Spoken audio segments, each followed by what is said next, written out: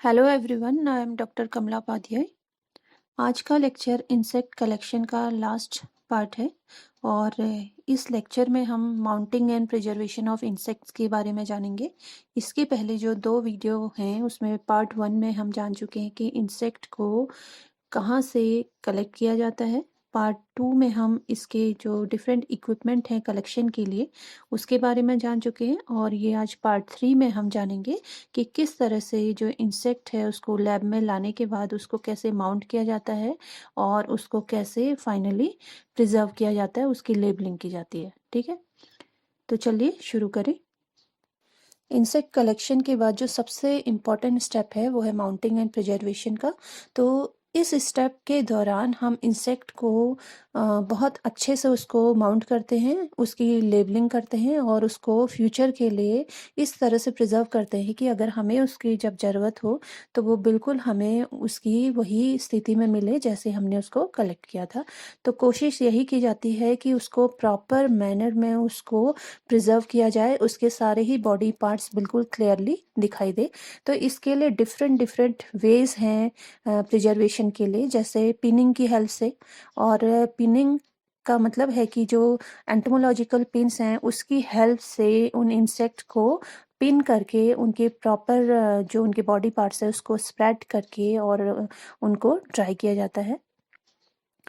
और इसके अलावा जो बहुत छोटे एनिमल्स हैं, सॉफ्ट बॉडीड एनिमल्स हैं, उनको 70% अल्कोहल में उनको प्रिजर्व किया जाता है। और जो बिल्कुल माइन्यूट जो इंसेक्ट्स हैं उनको उनकी माइक्रोस्कोपिक स्लाइड बना ली जाती है या फिर उनके जेनाइटेलिया का स्लाइड बना ली जाती है जिससे कि उसका आइडेंटिफिकेशन हो सके। तो जो डिफरेंट डिफरेंट जो स्टेप्स हैं माउंटिंग एंड प्रिजर्वेशन में वो हम आगे 1 बाय 1 देखेंगे। इंसेक्ट्स को कलेक्ट करने के बाद उसको किल किया जाता है साइनाइड बॉटल या फिर किलिंग बॉटल का यूज़ करके। और उस दौरान जब हम उसकी बॉडी को स्प्रेड करते हैं तो जैसे जैसे टाइम बीतता है वैसे वैसे उसकी बॉडी में स्टिफनेस और ड्राइनेस आने की वजह से उसके बॉडी पार्ट्स टूट सकते हैं। तो उसको हटाने के लिए जो नेक्स्ट प्रिजर्वेशन की प्रोसेस है उसे कहते हैं रिलैक्सिंग। और रिलैक्सिंग की प्रोसेस के दौरान जो इंसेक्ट है उसकी बॉडी को सॉफ्ट किया जाता है और इसके लिए एक रिलैक्सिंग चैम्बर बनाया जाता है। और इस चैम्बर में किसी भी तरह का आप एक जार ले सकते हैं और जार में एक लेयर नीचे उसमें सैंड की होती है। सैंड में 50% कार्बोलिक एसिड और 70% अल्कोहल होता है, प्लस 50% उसमें पानी मिलाएंगे और इस तरह से ये रिलैक्सिंग चैम्बर बनाते हैं। उसके बाद जिस इंसेक्ट को आपको रिलैक्स करना है उसको इसमें रख देते हैं और उसे 2 दिन या फिर अगर वो ज़्यादा हार्ड है उसकी बॉडी उसको 2 दिन से ज़्यादा भी रखना पड़ सकता है। तो उस पर्टिकुलर इंसेक्ट को उस रिलैक्सिंग चैम्बर में रख के उसकी लिड को टाइटली क्लोज कर दिया जाता है। और उसके बाद उस पर्टिकुलर इंसेक्ट का रिलैक्सिंग प्रॉपर हुआ है कि नहीं उसे चेक करने के लिए, सपोज हमने उसमें बटरफ्लाई रखी हुई है तो हम उसको एंटोमोलॉजिकल पिन की हेल्प से उसकी जो एंटीनी है उसको हल्के से हिलाया जाता है। अगर वो मूव कर रहे हैं तो इसका मतलब रिलैक्सिंग हो चुका है। उसके बाद उसे उसमें से निकाल के जो उसकी नेक्स्ट प्रिजर्वेशन की प्रोसेस है पिनिंग, उसके लिए उसे रखा जाता है। रिलैक्सिंग के बाद जो नेक्स्ट प्रिजर्वेशन की प्रोसेस है इंसेक्ट्स के लिए उसे कहते हैं पिनिंग। और जैसा कि नाम से ही पता चल रहा है पिनिंग यानी कि यहाँ पे पिन का यूज़ करते हुए उस इंसेक्ट को हम प्रिजर्व करेंगे। तो उसके लिए जो इंसेक्ट हैं उनके लिए स्पेशल पिन्स होती हैं, आलपिन टाइप ही हैं ये, जैसा कि यहाँ पे आपको फिगर में दिखाई दे रहा है। तो इन्हें एंटोमोलॉजिकल पिन कहते हैं और इनका जो साइज़ है वो 0 से 7 तक हो सकता है। और जितना इनका नंबर कम होगा उतना ज़्यादा ये जो पिन्स हैं वो पतली होंगी। ठीक है, इतनी फाइन होती हैं और ये बहुत ही ज़्यादा हार्ड भी होती हैं क्योंकि ये स्टील की बनी होती हैं और इनमें क्रोमियम की पॉलिश होने की वजह से इनमें जंग नहीं लगता है। और जो नॉर्मली जो पिनिंग के लिए एंटोमोलॉजी में पिन्स यूज़ की जाती हैं वो 1 से लेके 3 तक की साइज़ की ज़्यादातर ये यूज़ होती हैं। पिनिंग का यूज़ हम मोस्टली उस इंसेक्ट को ड्राई करने के लिए हम पिन्स की हेल्प से उसको एक जगह हम उसे टिका देते हैं और कोशिश करते हैं कि जो उसको ड्राई करना है वो प्रोसेस बहुत फास्ट हो जाए क्योंकि जितनी जल्दी होगा उतनी जल्दी उस इंसेक्ट का जो बॉडी का कलर है वो फेड होने का डर कम हो जाएगा। तो इसलिए कोशिश की जाती है पिनिंग के साथ ही इंसेक्ट को जल्दी से जल्दी उसको ड्राई कर लिया जाए। अब जो नेक्स्ट क्वेश्चन है कि इंसेक्ट को किस तरह से पिन किया जाए। तो पिनिंग के लिए हर एक ऑर्डर में के जो इंसेक्ट हैं उनके लिए उनका पिनिंग एरिया अलग अलग है, जैसे कि यहाँ पे आपको इस फिगर में दिखाया गया है मेथड्स ऑफ पिनिंग इंसेक्ट। तो इसमें जो रेड इसमें स्पॉट आपको दिखाया गया है, यहाँ पे पिन लगाई गई है, ये दिखाया गया है। तो जैसे आप फिगर ए में देख रहे हैं, pin through right side of the pronotum. तो जो इसका जहाँ पे पिन लगाई गई है इस एरिया को कहेंगे प्रोटोनम। और इस तरह से जो पिनिंग है वो ऑर्थोप्टेरा ऑर्डर के जो इंसेक्ट हैं उनमें किया जाता है, जैसे ग्रास होपर में यहाँ पे दिखाया गया है। इसी तरह से आपको फिगर बी में आप देख सकते हैं pin through right elytra wing. जो ये कोलियोप्टेरा के जो इंसेक्ट्स हैं इनमें जैसे बीटल्स आते हैं, तो ये बीटल्स का जो राइट साइड का जो इनका एलिट्रा है विंग का, वहाँ पे पिनिंग की जाती है। इसी तरह से आप फिगर सी में देख सकते हैं कि pin through V shape shield. तो ये जो वी शेप शील्ड और स्क्यूटेलम भी कहते हैं इसको, तो ये जो ऑर्डर हेमिप्टेरा है जिनमें कि ट्रू बग्स आते हैं उनमें आपको ये वी शेप इसका जो स्क्यूटेलम है ये दिखाई दे रहा है। तो वहाँ पे पिन किया जाता है, और पिन बिल्कुल सेंटर में ना होके आप देख रहे हैं थोड़ा साइड में किया गया है। इसके बाद जो लास्टली है pin through the right side of thorax a little behind the fore wing. आप फिगर डी में देख सकते हैं।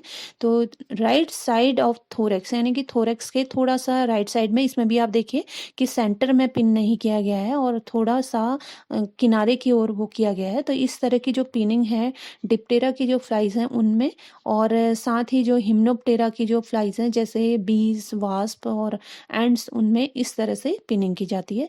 और पिनिंग के लिए आप फिगर वन में आप देख रहे हैं कि उसकी एक पर्टिकुलर उसकी जो लेंथ है वो छोड़ी गई है, यानी कि जो डिस्टेंस है पूरी पिन का 1/4 यहाँ पे छोड़ा जाता है ताकि आप उसको आसानी से उसको हैंडल कर सके, पकड़ सकें। तो इस तरह से पिनिंग की जाती है। पिनिंग की प्रोसेस के साथ ही जो स्टेप है वो स्प्रेडिंग बोर्ड और सेटिंग बोर्ड वाला स्टेप ये किया जाता है, क्योंकि पिनिंग आप तभी करेंगे जब उसके बॉडी पार्ट्स को आप प्रॉपरली आप उसे स्प्रेड कर चुके होंगे या फैला चुके होंगे। तो यहाँ पे जो स्प्रेडिंग बोर्ड है वो एक इस तरह का बोर्ड लिया जाता है जिसमें कि आसानी से जो एंटोमोलॉजिकल पिन है वो उसके अंदर घुस सके जब आप उसमें लगा रहे हो। इस तरह से यह स्प्रेडिंग बोर्ड की जगह आप थर्माकोल जिसकी थिकनेस अच्छी हो उसको भी as a spreading board use किया जाता है। तो यहाँ पे स्प्रेडिंग बोर्ड में किस तरह से जो इंसेक्ट है उसको स्प्रेड किया जाए उसकी यहाँ पे एक प्रोसेस आपको फिगर में आपको दिखाई गई है। तो सबसे पहले आप ए में देखिए कि ये स्प्रेडिंग बोर्ड किस तरह का बना हुआ है। इस ए फिगर में आप देख रहे हैं जो स्प्रेडिंग बोर्ड है उसमें बीच में एक ग्रूव है, एक टनल सी बनी हुई है, ठीक है। तो इस टनल का बहुत ही अच्छा यूज़ है एंटोमोलॉजी में। इसमें जैसे हमें बटरफ्लाई को हमें प्रिजर्व करना है तो उसे स्प्रेड करना है, तो हम क्या करेंगे कि जो ये बटरफ्लाई है इसका जो सेंटर वाला पार्ट है फिगर बी में देखिए, सेंटर वाले पार्ट को उस ग्रूव में रखा गया है। और बटरफ्लाई को जब हम इसके अंदर रखेंगे स्प्रेड करने के लिए इसकी विंग्स को, तो उसे उल्टा रखेंगे, यानी कि जो उसके पैर वाला जो पोर्शन है उसका वेंट्रल साइड वो अपसाइड होना चाहिए, ऊपर की ओर दिखाई देना चाहिए। तो ताकि जो उसके पीछे वाले जो या सबसे ऊपर वाले जो विंग है वो आसानी से स्प्रेड कर सकें और स्प्रेडिंग के दौरान वो टूटे ना। तो इसलिए इस तरह से इसको रखा जाता है। और जो सेंट्रल वाली बॉडी है इसकी, मैंने जैसे आपको बताया सेंटर वाली, उसको इस ग्रूव में फिट कर दिया जाता है ताकि उसे किसी तरह का नुकसान ना हो, और इसके एंटीनी को भी प्रॉपरली इसको स्प्रेड कर दिया जाता है। और पिनिंग देखिए आप किस तरह से किया गया है, जो इसमें दोनों ही विंग में दो आपको स्ट्रिप दिखाई दे रही है, पेपर स्ट्रिप। इनको इस तरह से लगाया जाता है कि वो विंग के ऊपर आप पिन नहीं करेंगे, विंग के बाहर उस बोर्ड पे आप उस कागज को उसमें टिका देंगे किसी तरह से पिन लगा के, ताकि उसके जो विंग्स हैं वो प्रॉपरली स्प्रेड रहें। तो इस तरह से स्प्रेडिंग बोर्ड का स्प्रेड एनिमल्स की जो बॉडी पार्ट्स हैं उनको स्प्रेड करने के लिए यूज़ किया जाता है। बटरफ्लाई का जो लास्ट पोर्शन है, यानी कि जो उसका एब्डोमेन का टिप वाला जो साइड है, अगर वो ऊपर होता है तो उसके लिए वी शेप में कागज़ की पतली स्ट्रिप काट के उसको भी पिन किया जाता है। और पिनिंग हमेशा इसमें बोर्ड में की जाएगी, न कि उसके बॉडी पार्ट्स में। और क्योंकि इसका जो वेंट्रल साइड है वो ऊपर की ओर है तो उसके लेग्स भी आसानी से इस स्प्रेडिंग बोर्ड की हेल्प से उसे आसानी से हम स्प्रेड कर सकते हैं। माउंटिंग की प्रोसेस उन इंसेक्ट्स के लिए है जो बहुत छोटे हैं और थोड़ी सी जिनकी बॉडी हार्ड है, तो उस केस में जो छोटे इंसेक्ट हैं उनको हार्ड जो पेपर्स हैं लाइक कार्ड लाइक जो पेपर्स हैं उसको ट्रायंगल शेप में काट के, जिन्हें कि यहाँ पे माउंटिंग पॉइंट्स बोलते हैं, उन माउंटिंग पॉइंट्स में उनको प्रिजर्व किया जाता है, जैसा कि यहाँ पे आपको फिगर में दिखाया गया है। ए में आप देख सकते हैं कि बीटल है, उसको डॉर्सल साइड उसका ऊपर की ओर आपको दिखाई दे रहा है। इस तरह से उसको पेपर के एंड पे वहाँ पे उसको ग्लू की हेल्प से उससे चिपका के उसको प्रिजर्व किया जाता है। और बी में आप देख रहे हैं फ्लाई लेफ्ट साइड अप है उसका, और सी में आप देख सकते हैं beetle mounted dorsal side up. तो जो भी हैं, जो इंसेक्ट हैं आप देख रहे हैं बीटल्स या बग्स के केस में उनका डॉर्सल साइड ऊपर किया गया है, और जो फ्लाइज हैं उनका लेफ्ट साइड ऊपर की ओर किया गया है। तो इस तरह से जो छोटे इंसेक्ट हैं उनको माउंट किया जाता है। लेकिन इससे भी अगर छोटे इंसेक्ट हैं जो सॉफ्ट बॉडीड हैं, तो जैसा कि मैं अभी तक आपको बता चुकी हूँ कि उनको 70% एल्कोहल में उनको प्रिजर्व कर दिया जाता है, ताकि जब भी उनकी ज़रूरत है तो आप माइक्रोस्कोप के अंदर उनको ऑब्जर्व कर सकें और वो बहुत लंबे टाइम तक उसमें सेफ रहें। इसके अलावा अगर उससे भी बहुत छोटे इंसेक्ट हैं जो कि आपके 70% अल्कोहल में गुम हो जाएंगे, तो उनकी स्लाइड बना ली जाती है, जिन्हें परमानेंट स्लाइड कहते हैं, और इन्हें डीपीएक्स या कनाडा बाल्सम की हेल्प से उनको परमानेंटली माउंट कर लिया जाता है। या जो छोटे इंसेक्ट हैं उनके जेनाइटल पार्ट्स की स्लाइड बना के उन्हें प्रिजर्व कर लिया जाता है।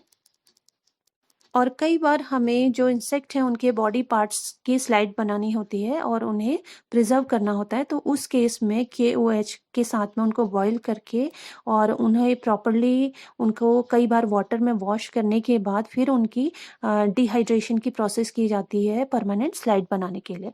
तो इस तरह से जो माउंटिंग की प्रोसेस है जो छोटे इंसेक्ट्स हैं उनके लिए की जाती है, ताकि उनको लंबे टाइम तक वो प्रिजर्व कर सकें। माउंटिंग के बाद इंसेक्ट्स की लेबलिंग की जाती है, और लेबलिंग के लिए उस इंसेक्ट के बारे में पूरा उसकी इन्फॉर्मेशन लिखी जाती है। और लेबलिंग जो है आप किस तरह से करेंगे वो यहाँ पे दिखाया गया है। जैसा कि आप फिगर ए में देख सकते हैं कि जो इंसेक्ट है उसके जस्ट नीचे कागज़ की स्ट्रिप में उसके बारे में लिखा गया है, और वो जो इसमें लेबल लगाया गया है वो बिल्कुल इंसेक्ट से चिपका के नहीं लगाया गया है, तो उसकी एक पर्टिकुलर दूरी है। और लेबल जो है एक से ज़्यादा भी हो सकते हैं, जैसे कि आपको फिगर सी में आपको दिखाई दे रहा है। यहाँ पे जो है 3 लेबल्स यहाँ पे लगाए गए हैं। तो ये जो लेबल हैं इनकी कुछ खासियत है। खासियत का मतलब है कि इन लेबल में इस इंसेक्ट के बारे में इंफॉर्मेशन होती है, जैसे कि वो किस तरह के होस्ट प्लांट में आपको मिला, और या किस तरह के एनिमल में मिला, या उसकी लोकेशन क्या है, और वो कार्निवोर है या हर्बीवोर है, किस तरह का इंसेक्ट है, उसकी लोकेलिटी क्या है, यानी कि किस स्टेट में, किस डिस्ट्रिक्ट में, किस विलेज से आपने उसको कलेक्ट किया है, इस तरह से। और जो डेट है कलेक्शन की वो आप इसमें डालते हैं, और कलेक्टर का नाम, जिसने उसको कलेक्ट किया है, खोजा है, उसका नाम इसमें डालते हैं। और इसके अलावा जो इंसेक्ट है, सपोज अगर आपको उसका पूरा सिस्टमैटिक पोजीशन पता है तो वो भी आप इसमें लिख सकते हैं। इंसेक्ट कलेक्शन की जो सबसे लास्ट प्रोसेस है उसे कहेंगे आइडेंटिफिकेशन, और बिना आइडेंटिफिकेशन के उस पर्टिकुलर इंसेक्ट की कोई वैल्यू नहीं होती है। तो अगर आप उस इंसेक्ट को रेफरेंस बुक की हेल्प से आइडेंटिफाई कर पाते हैं तो उसका पूरा सिस्टमैटिक पोजीशन लिखा जाता है और उसके बारे में आप वहाँ से पढ़ सकते हैं। अदरवाइज अगर लगता है कि वो न्यू स्पीशीज़ है तो उस केस में उसको किसी ऑथराइज्ड इंस्टीट्यूट में उसको भेज के उसका आइडेंटिफिकेशन किया जाता है। और जब वो आइडेंटिफाई हो जाता है तो उसके बाद अगर वो न्यू रिकॉर्ड है या न्यू स्पीशीज़ है, तो इसको, अगर न्यू स्पीशीज़ है तो उस केस में आप उसको पर्टिकुलर उसका नेम देके, जो बायोलॉजिकल नॉमेनक्लेचर है उसके अकॉर्डिंग उसका नेम देके उसको किसी अच्छे साइंटिफिक जर्नल में उसको पब्लिश कर दिया जाता है। और इसी तरह से अगर न्यू रिकॉर्ड है तो भी उसको साइंटिफिक जर्नल में आप पब्लिश कर सकते हैं। तो किसी पर्टिकुलर इंस्टीट्यूशन में भेजने के लिए आपको उसको ट्रांसपोर्ट करना होता है, और ट्रांसपोर्ट करने के लिए उस पर्टिकुलर इंसेक्ट को बिना किसी डैमेज के उस जगह पे पहुंचना ज़रूरी है। तो उसके लिए अगर वो बहुत छोटा इंसेक्ट है तो उसके अकॉर्डिंगली उसको पैक किया जाता है। सपोज़ आपका इंसेक्ट आपने स्लाइड बना के आपने उसको आगे भेजना है आइडेंटिफिकेशन के लिए, तो उस केस में जो स्लाइड्स हैं उनको प्रॉपरली आप उससे टेप की हेल्प से फिक्स करते हैं किसी डब्बे में, और उसमें उसको कॉटन के बीच में रख के और इस तरह से उसकी पैकिंग करते हैं, और उसके बाहर से भी हो सके तो एक और बॉक्स लगा दिया जाता है और उसके अंदर उस छोटे बॉक्स को रखा जाता है। इसी तरह से जो इंसेक्ट हैं उनको भी प्रॉपरली फिक्स करके और कॉटन या फिर जो थर्माकोल हैं उसके बीच में उसको रख के अच्छे से उसको टाइटली पैक करके छोटे डब्बे को बड़े डब्बे के अंदर रख के उसको अच्छे से सील बंद करके उसको भेजा जाता है और आइडेंटिफिकेशन के लिए किसी पर्टिकुलर इंस्टीट्यूशन में, ताकि वो अच्छे से बिना डैमेज के उस इंस्टीट्यूशन में पहुंच सके और जो आपकी रिसर्च है वो अच्छे से कंप्लीट हो सके। इसके अलावा वो छोटे इंसेक्ट जिनको आपने प्रिजर्वेटिव में डाल के उन्हें आगे आइडेंटिफिकेशन के लिए भेजना है, तो उस केस में उन्हें किसी वायल में रखा जाता है और वायल का जो लिड है वो बिल्कुल एयर टाइट होना चाहिए, उसमें से जो अंदर का लिक्विड है वो बाहर ना निकले, वो इस तरह से होना चाहिए। और उसको भेजने के पहले जो उसका लिड वाला पोर्शन है उसको वैक्स में डुबा लिया जाता है, ताकि वो बिल्कुल ही एयर टाइट रहे और अंदर का जो उसका लिक्विड है वो बाहर ना निकल सके।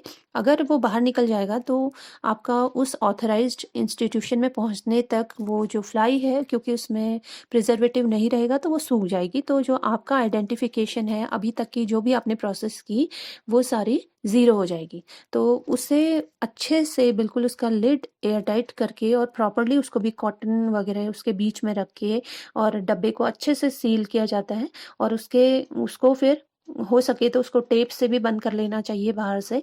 अच्छे से इन वायर्स को कॉटन के बीच में रख के प्रॉपरली क्लोज्ड बॉक्सेस में रख के तब उसको आगे ट्रांसपोर्ट किया जाता है। तो इस तरह से जो कलेक्शन ऑफ इंसेक्ट और इसके साथ ही कलेक्शन इक्विपमेंट और इसके साथ ही माउंटिंग एंड प्रिजर्वेशन की जो इंसेक्ट की प्रोसेस है वो यहीं पे कंप्लीट होती है। मैं आशा करती हूँ कि आपको ये लेक्चर समझ में आया होगा, और ना समझ में आए तो फिर से एक बार वही कहूँगी कि आप इसको दोबारा सुन लें और बहुत अच्छे से अपने नोट्स यहाँ से तैयार कर लें और अपनी स्टडीज़ में बहुत अच्छा करें, अच्छे नंबर लाएं, इससे मुझे बहुत खुशी होगी।